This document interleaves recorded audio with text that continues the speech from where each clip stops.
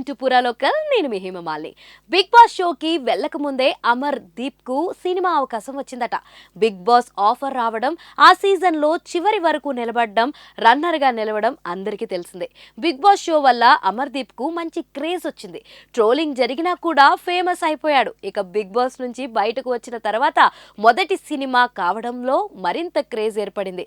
అందులో సురేఖ వాణి కూతురు సుప్రీత హీరోయిన్ అవ్వడం హాట్ టాపిక్ గా మారింది.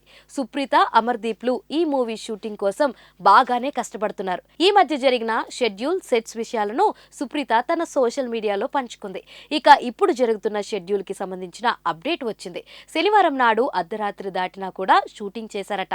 చివరకు తెల్లవారుజామున 3 గంటలకు ప్యాకప్ చేశారట. ఇక ప్రస్తుతం సుప్రీత ఢిల్లీకి వెళ్తుంది.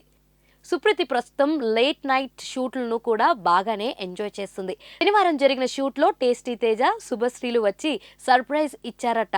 అమర్దీప్, సుప్రీత్, టేస్టీ తేజ, శుభశ్రీలు కలిసి దిగిన ఫోటోలు నెట్టింట్లో బాగానే వైరల్ అయ్యాయి. ప్రస్తుతం సుప్రీత ఢిల్లీలో సందడి చేస్తుంది.